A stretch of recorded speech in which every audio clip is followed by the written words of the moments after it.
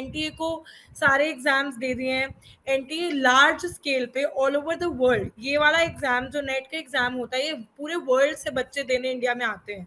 तो इसकी अगर डिसेंट्रलाइजेशन हो जाएगी, जैसे पहले हो रहा था कि सीबीएसई एनटीए का एग्जाम कंडक्ट करवा रहा था और मेडिकल के लिए अलग वो थे, इंस्टीट्यूशंस थे, सब चीज़ों के लिए अलग जो इंस्टीट्यूशंस हैं वो एग्जाम्स कंडक्ट कराएंगे, तो बेटर वे में एग्जाम्स हो पाएंगे। पूरे देश में एक तरीके से छात्रों का आक्रोश है। यूजीसी नेट 2024 के परीक्षा के एक दिन बाद इस परीक्षा को रद्द कर दिया जाता है। तो हमारे साथ कादम्बरी मौजूद है और हमारे साथ परनीत मौजूद है। इन दोनों ने ही जो है यूजीसी नेट 2024 के लिए अपीयर हुए थे ये लोग, और इन्होंने परनीत की अगर मैं बात करूं तो ये इनका पहली बार नहीं है। कादम्बरी हमें बेहतर बता पाएंगी कि क्या स्थिति है उनकी भी। तो पहले हम परनीत, कादम्बरी, आप दोनों मुझे बता सकते हैं। परनीत, आप बताएं कि इस वक्त क्या चल रहा है मन में, आपको कैसे पता चला इसके बारे में? प्रॉब्लम सबसे बड़ी ये है, कोई ऑफिशियल नोटिफिकेशन नहीं आया था इसके बारे में। When we gave the exam Tuesday, second shift में मेरा एग्जाम था, इंग्लिश का एग्जाम था। I appeared for English subject और मैं दे के वापस आई। My mom was there in Delhi with me, she came for my exam, सिर्फ मेरे एग्जाम के लिए वो आई थी, क्योंकि वहाँ अरेंजमेंट्स भी नहीं होते हैं सेंटर पे, कोई सामान रखने का कुछ नहीं होता है। एंड शी वॉज देयर और हम लोग एग्जाम दे के अगले दिन मैं अपने होम टाउन वापस आई। जैसे ही मैं घर पहुंची और मैंने TV, my grandfather was watching news and मैं न्यूज में आई वाज शॉक्ड। मैंने सिर्फ न्यूज देखा कि यूजीसी नेट रद्द कर दिया गया है एंड दैट इज हाउ मेरे को पता चला कि कैंसिल हो गया एग्जाम, क्योंकि कोई पोर्टल पे नोटिफिकेशन नहीं आया, यूजीसी की अपनी वेबसाइट पे भी कोई नोटिफिकेशन नहीं आया एंड इंटरनेट पे भी नोटिफिकेशन काफी बाद में आया, जब टीवी चैनल्स पे सब जगह भर चुकी थी ये बात कि जो पेपर है वो रद्द कर दिया गया है, क्योंकि इंटेग्रिटी जो है वो कॉम्प्रोमाइज है पेपर की। कोई स्पेसिफिक रीजन नहीं है, सिर्फ integrity compromise are the two keywords that they are using, बस। तो इसके बारे में जो जानकारी है वो आपको न्यूज से मिली एक तरीके से, आप कह Yes. रहे हैं। तो ये अपने आप में एक बहुत बड़ी बात है कि छात्र जो इस परीक्षा के लिए आए थे, परीक्षा के प्रार्थी थे, उनको जो है एक इमीडिएट नोटिफिकेशन भी नहीं दी जाती है सरकार की तरफ से। आप बता सकती हैं आप इस वक्त सरकार से क्या मांग कर रहे हैं? एज स्टूडेंट्स आप एकदम इस वक्त जो है इमीडिएट स्टेक होल्डर्स हैं इसके, अगर मैं बोलूं तो कहना सही हो अगर, तो आप क्या मांग कर रहे हैं सरकार से इस वक्त? मेरी सबसे पहली तो बहुत बड़ी, I think every student will agree to this, कि सबसे पहले तो हमें कुछ ना कुछ ऑफिशियल नोटिफिकेशन आना चाहिए था। दूसरी बात, मैंने एक चीज जो नोटिस की इस बार, वो ये था कि एवरी टाइम, मैंने सेकेंड टाइम अपियर किया है, पिछली बार जब मैंने अपियर किया था तो they use to collect admit cards from the students after exam, but इस बार इन लोगों ने एडमिट कार्ड्स नहीं कलेक्ट किए। That was the one question that मेरे दिमाग में डाउट पैदा कर रहा था। मैंने अपने इन्विजिलेटर से 4 बार पूछा भी कि सर एडमिट कार्ड नहीं सबमिट होगा, ही सेड नहीं होगा, and then I took it out with me, जबकि आंसर जो हमारा क्वेश्चन पेपर है उस पे बोल्ड करके मेंशन किया हुआ है कि एडमिट कार्ड अगर नहीं कलेक्ट होगा तो कैंडिडेचर जो है वो कैंसिल हो सकता है किसी का भी, और सबका एडमिट कार्ड कलेक्ट नहीं हुआ। तो मेरी ये मांग है कि सबसे पहले तो हमें ये बताया जाए कि एडमिट कार्ड के पीछे डिस्क्रिपेंसी क्यों हुई। दूसरी मांग ये कि एनटीए इतना इनकम्पिटेंट क्यों है, हमें ये भी बताया जाए। जब से ये इंस्टीट्यूशनलाइजेशन हुई है एग्जाम्स की, जब से एनटीए को एग्जाम्स दिए गए हैं, तब से हमें 2017 में आई गेस ये हुआ था, एंड 2017 से हमें हर एग्जाम में कुछ ना कुछ डिस्क्रिपेंसी देखने को मिल रही है। तो या तो एनटीए की कम्पिटेंसी को चेक किया जाए या अथॉरिटीज को बदला जाए, सबसे बड़ी मांग यही है हमारी। और तीसरी ये है कि जो हमारा 15-20 साल का जो फ्यूचर है, जिससे हम बचपन से जिस चीज के लिए आज पढ़ते आ रहे हैं, उसको कंपनसेट कौन करेगा? हमारे लिए तो यही है ना, एक एक एग्जाम हमारा फ्यूचर जिस पे खड़ा हुआ है वो रद्द कर दिया गया है, तो हमें टाइम के लिए, एफर्ट के लिए, पैसे के लिए, सब चीजों के लिए कौन कंपनसेट करेगा? ये सबसे बड़ा जो इशू है, जो मांग है हमारी सरकार से, यही है। ओके, परीक्षा केंद्रों की अगर हम बात करें तो कई तरह के खुलासे हो रहे हैं। कि बहुत सारी इरेग्युलरिटीज हैं जो सामने आ रही है। परीक्षा केंद्रों में जो है कई तरह की अनियमितता है, जो परीक्षा के दौरान भी सामने आए, जो छात्रों ने कहा है कि जैसे होलोग्राम को लेकर कहा गया कि होलोग्राम का जो स्टिकर था वो लेट अटैचमेंट था, जो बायोमेट्रिक डेटा था उसको लेकर भी प्रॉब्लम्स थे। और हमारे साथ जो दूसरी भी छात्रा है कादम्बरी, वो उनके बारे में अगर हम बताएं कि वो केरल के लिए, केरल से है और यहाँ पे बेसिकली एजुकेशन के लिए दिल्ली में आई है। और नेट के एग्जाम की वजह से ही उन्होंने जो है अपना केरल वापस जाना भी कैंसिल कर दिया। तो कादम्बरी, क्या आप मुझे सुन पा रही हैं? आप बता पाएंगी कि आपको किन मुसीबतों का सामना करना पड़ा है एक तरीके से इस डेवलपमेंट के बाद? Okay. So basically, I think like I can like speak for not just myself, like, but also like all these migrant students who have like come from different parts of India and like studying in different universities across the nation. So people like spend around 1,500 rupees for the application fee to travel to their centers. Like it's like a whole day's process. So one must understand that cancellation of an exam and the reconduction, which the NTA supposedly proposed, is not going to be affordable for a majority of student community. So I think like one must also see the like class aspect of it, and also the gender aspect of like how many women can appear for an exam twice. Like I saw myself in my center, there were like pregnant women who were like above the age of 30. There were men. Sorry. There were people who were above the age of 40 who were still writing the exam, just like me, who's in my 20s. So there is a like vast majority of population who still don't have jobs at their hand, who still hasn't been able to do their PhDs, who still struggle for a net, for a JRF basically. So this was the like situation at the center that I went. I also got to know the news, got to know the news through the online portals. I saw a tweet, and I was kind of shocked to see like it also says about the authority that these institutions hold apparently. Like how can you like dismantle an exam overnight? How can you like show that you have such authority that you can say like, oh, it was a scam basically? तो ये एक दिन में paper रद्द कर दिया गया है। और अभी जो है हाल ही में नीट यूजीसी को लेकर भी कई प्रोटेस्ट हो रहे हैं, क्योंकि नीट यूजीसी के पेपर लीक के मुद्दे भी सामने आ रहे हैं। तो ये जो पेपर लीक का पूरा इशू है, ये स्टूडेंट्स के लिए कितना प्रॉब्लमैटिक है, आप बता सकते हैं थोड़ा अपने एक्सपीरियंसेस से मुझे? अगर परनीत बताएं, अगर कादम्बरी भी बताएं। बहुत ज़्यादा, बिकॉज देखो जब हमें अनाउंस हुआ था ना कि एनटीए हमारा एग्जाम, जो ऑब्वियसली यूजीसी नेट का एग्जाम जो होता है, एनईटी का जो हमने अपेयर किया, वो एनटीए ही करवाता आ रहा है 2017 से।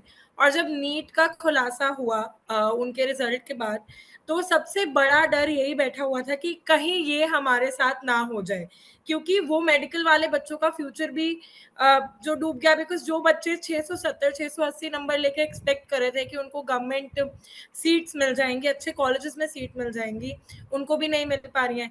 और नीट के बाद जब नेट का ये अनाउंसमेंट हुआ, तो अब मैसिव स्केल पे 11.5 लाख लोग जो नेट के लिए अपीयर किए हैं, जैसे कादम्बरी ने बताया 40 साल की उम्र के बहुत लोग थे, 40 साल के ऊपर के बहुत लोग थे, ऐसे बहुत लोग हैं जो प्रोफेसर हैं पर उनको सिर्फ पीएचडी के लिए ये एग्जाम देना पड़ा इस बार, क्योंकि इन लोगों ने नॉर्म्स भी चेंज किए। तो उनके लिए कितना प्रॉब्लमैटिक है कि बार बार वो अपने इतने टाइट शेड्यूल्स में से कहाँ से आके वो एग्जाम्स दे रहे हैं। ये बहुत ज़्यादा बड़ी प्रॉब्लम बन चुकी है और एक एजुकेशन सिस्टम से ट्रस्ट उठ चुका है हम लोगों का, क्योंकि ऐसा लगता है कि एग्जाम देंगे तो कैंसिल हो सकता है, रद्द हो सकता है, लीक हो सकता है। कोई भी अच्छा वेल ऑफ इंसान ये अफोर्ड कर पाएगा पेपर क्वेश्चन पेपर खरीदना जो लीक हो रहा है? हमारे जैसे मिडिल क्लास लोग ये अफोर्ड भी नहीं कर सकते, एंड हमारी इंटेग्रिटी भी हमें अलाउ नहीं करती है कि हम जाके क्वेश्चन पेपर खरीदें और हम उसका आंसर लर्न कर ले, रट लें। तो जो लोग कर रहे हैं उनकी वजह से हम लोग जैसे जो लोग हैं जिनको थोड़ा सा कॉन्फिडेंस हो जाता है एग्जाम देके कि शायद कहीं ना कहीं हम लोग क्लियर कर जाएंगे, वो कॉन्फिडेंस जा रहा है और ऐसा लग रहा है क्योंकि जॉब्स नहीं है मार्केट में, और एग्जाम भी क्लियर नहीं हो पा रहा है, एग्जाम में इतने डिस्क्रिपेंसीज हो रही हैं, तो ऐसा लग रहा है कि हम करेंगे क्या, हमारा फ्यूचर कहाँ है। अगर इंडिया में रहेंगे तो प्रॉब्लम है, बाहर जाएंगे तो और ये लोग क्रिएट कर देते हैं इश्यूज, तो क्या करेंगे, ब्रेन ड्रेन के इश्यूज इतने क्रिएट कर देते हैं, वो अलग मुद्दा है। बट अच्छा, Okay. Can I also add to it? Like, yeah. there has been like a lot of protests, after the NEET scam as well as the net cancellation.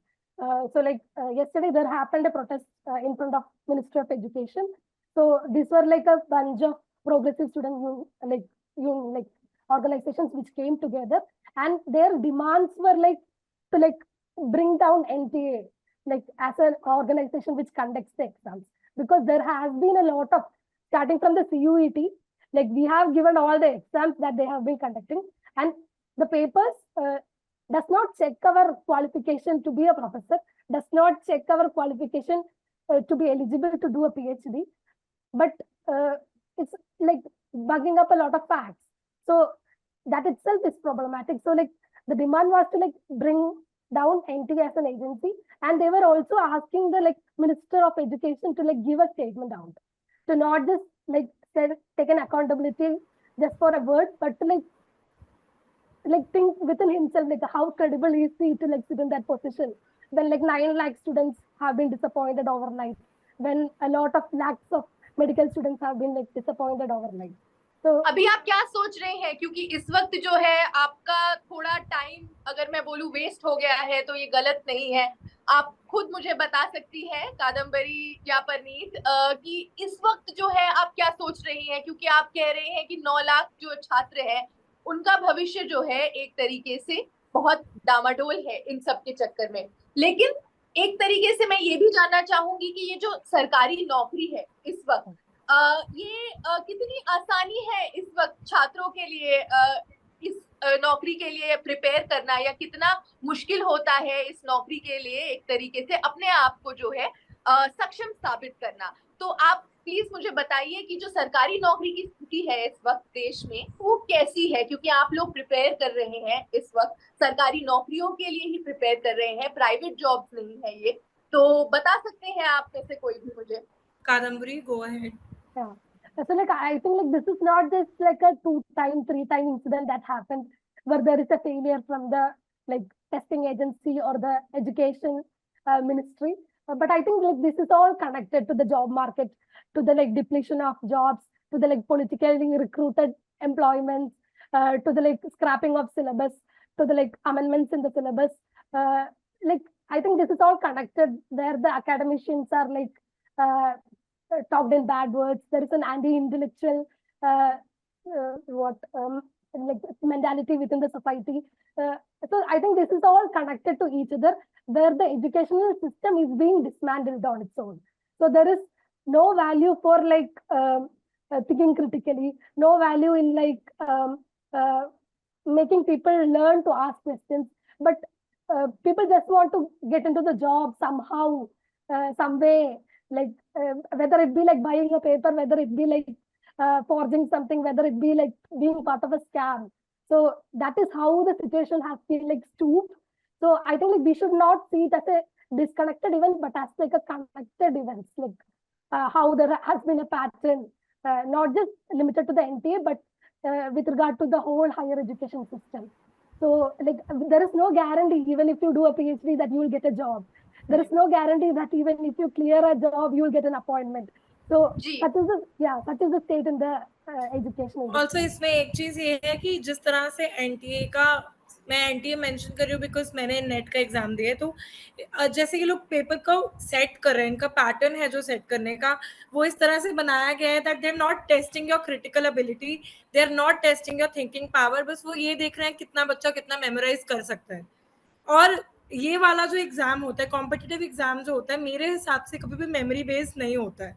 इतने साल में 2017 से पहले की अगर मैं बात करूं, जब CBSE एग्जाम कंडक्ट कराता था UGC नेट का, तो पेपर जो आता था वो एबिलिटी बेस्ड पेपर होता था, एप्टीट्यूड बेस्ड पेपर होता था, वो फैक्ट बेस्ड पेपर नहीं होता था। इस बार का क्वेश्चन पेपर आप उठाएंगे और आप खुद जब उस क्वेश्चन पेपर को पढ़ेंगे तो आपको पता चलेगा ये सिर्फ मेमोरी बेस्ड पेपर है। किसको कितना याद है कि कौन सी डेट को कौन सी किताब लिखी गई थी, ये बताना है बस। ये कौन बच्चा हजारों किताबों में से डेट याद कर सकता है, उसकी एबिलिटी है। तो ये जॉब मार्केट से सीधा लिंक्ड है, बिकॉज जॉब के लिए I think critical thinking is the one thing that is needed for a teaching job. अगर यूजीसी नेट की बात करूं, वो लोग वो टेस्ट ही नहीं करना चाह रहे हैं, वो सिर्फ मेमोरी टेस्ट करके मेमोरी बेस्ड आंसर्स पे वो लोग हमें मार्क्स दे रहे हैं, जिसकी वजह से हम जो आजकल जॉब्स हैं, गवर्नमेंट जॉब्स है, गवर्नमेंट प्रोफेसर्स हैं, वो भी इतने कॉम्पिटेंट नहीं है, और हम लोगों के लिए मार्केट ओपन नहीं हो पा रही है इस वजह से। इस मुद्दे ने कहीं ना कहीं कई सवाल जो है हमारे सामने खड़े किए हैं शिक्षा व्यवस्था को लेकर। और ये जो आप पॉइंट मुझे बता रहे हैं कि जिस तरीके से एग्जाम कंडक्ट किए जाते हैं, वो भी एक तरीके से प्रेशर क्रिएट करते हैं स्टूडेंट्स के ऊपर कि पूरा पेपर जो है एमसीक्यू होता है, ओएमआर शीट्स होते हैं, जबकि सब्जेक्ट्स जो है पीएचडी के प्रार्थी होते हैं, नेट के प्रार्थी होते हैं, और काफी सब्जेक्टिव सवालों के जवाब होते हैं। और मेमोरी एक ऐसी भी चीज है जिसके बारे में आपने बताया कि वो काफी कंसिस्टेंट नहीं होती है, स्पेशली आज अगर हम बोले जिस तरीके से काम कर रहे हैं छात्र भी पढ़ाई कर रहे हैं। कादम्बरी, मैं आपसे जानना चाहूंगी कि आपकी जो मुसीबत है वो किस तरह की इस वक्त मतलब सामने है आपके, क्योंकि मेरे जहन में कोई सवाल ऐसे नहीं आ रहा है, लेकिन आप मुझे अगर बताएं कि आप क्या सोच रही हैं। आपने अपना जो है केरल जाना भी कैंसिल किया इस पेपर के लिए, कितना आपने इसमें अपना टाइम इन्वेस्ट किया, आप थोड़ा बता सकती हैं कैसे आपने तैयारी की थी? So obviously, like I did like prepare for the exam for a few days. I did like try to practice, but like you plan like because like this is like one day, one nation, one exam that they have tried to implement, and it has failed also. Like so, you cannot miss this exam, no matter you have a fever, no matter you have an illness that you can't. Like if you miss this exam once, then you have to wait another exam, which will come maybe in December. We don't know. Like such is the uncertainty that is being prevalent. So, like I had to give the exam despite the like heavy heat wave that has been going on in Delhi. I have to stay in my room where there is no AC, there is no cooler. I'll have to stay and study and then give the exam and then realize that, oh, it has been cancelled. But there is no other way to get out of it also. Like I'll give it again because that is the desperacy the system has put us also in. Like this is it. Sorry. Yeah. Like I cannot like get out of the system and like, okay, maybe I'll do some other thing. Like, no, I am like trapped in the system where I'll have to give the exam again and hopefully pray that this does not get cancelled again. That hopefully I get a JRF, because who can afford to do a PhD for 5-6 years without a fellowship, like without a funding from the government? So and there is a situation in the country where there is no fellowship adequate for the students. So it's only like the top 1% students who will appear for the NET NTA ka exam who will get JRF, the fellowship. And the others who will get the NET will not have a fellowship. You'll have to join a private university to get a scholarship. But who can pay the fees of the private university? So this is like a desperacy for the students to like compete with each other, to give it again and again, and to reach somewhere like such is a state that I cannot like just go back home. Like I don't know whether they'll reopen the editing window, make us pay again. So like I'm in a state of uncertainty right now. Yeah. Okay. I understood, but what else can I say about this? जब तक मतलब कोई समाधान नहीं आता है, सरकार accept नहीं करती है पूरी तरीके से, और एक समाधान खुद जो है सामने नहीं लाती है। ऑल्दो सीबीआई जो है प्रोब कर रही है, कांग्रेस जो है नेशन वाइड प्रोटेस्ट कर रहे हैं, इस मुद्दे को लेके अब चर्चाएं बढ़ रही है। परनीत, बस आखिरी में मैं आपसे जानना चाहूंगी कि इस वक्त जो है ये सेंट्रलाइज्ड एग्जाम्स है और ये एनटीए के अंडर ही आते हैं, तो who is responsible, what is it that can actually come out as a solution for students, if you can talk about it? अगर आप बताएं कि एक समाधान जो छात्रों के लिए एक लंबे मतलब समय के लिए काम आए, क्योंकि ये एक सेंट्रलाइज तरीका है ग्रेडिंग का जिसमें बहुत फैलेसीज है। तो आप बता सकती हैं कि क्या एक ऑल्टरनेटिव हो सकता है छात्रों के लिए अगर हम ये सेंट्रलाइज प्रोसेस को ही रिवाइज करें? आई फील लाइक सेंट्रलाइजेशन, पहले हमें लगता था कि हर चीज को सेंट्रलाइज कर देना इज उसको इजी बना देना, बट यहाँ पे what I feel like is division of labour and decentralisation will work a lot better, क्योंकि अगर हर एक डिपार्टमेंट के पास अपना काम होगा करने के लिए तो वो एफिशिएंटली हो पाएगा। एक डिपार्टमेंट को एनटीए को सारे एग्जाम्स दे दिए हैं, एनटीए लार्ज स्केल पे ऑल ओवर द वर्ल्ड, ये वाला एग्जाम जो नेट का एग्जाम होता है ये पूरे वर्ल्ड से बच्चे देने इंडिया में आते हैं। तो इसकी अगर डिसेंट्रलाइजेशन हो जाएगी, जैसे पहले हो रहा था कि सीबीएसई एनटीए का एग्जाम कंडक्ट करवा रहा था और मेडिकल के लिए अलग वो थे, इंस्टीट्यूशंस थे, सब चीज़ों के लिए अलग जो इंस्टीट्यूशंस हैं वो एग्जाम्स कंडक्ट कराएंगे तो बेटर वे में एग्जाम्स हो पाएंगे, बिकॉज उन लोगों को पता है कि एग्जाम की रिक्वायरमेंट क्या है, क्वेश्चन पेपर का पैटर्न कैसे सेट होना चाहिए। एनटीए की सेंट्रलाइजेशन की वजह से जो पैटर्न है एग्जाम का वो भी बदल चुका है, इसीलिए जॉब मार्केट में गैप भी दिखाई दे रहा है। तो डिसेंट्रलाइजेशन मेरे हिसाब से बहुत अच्छा सॉल्यूशन हो सकता है।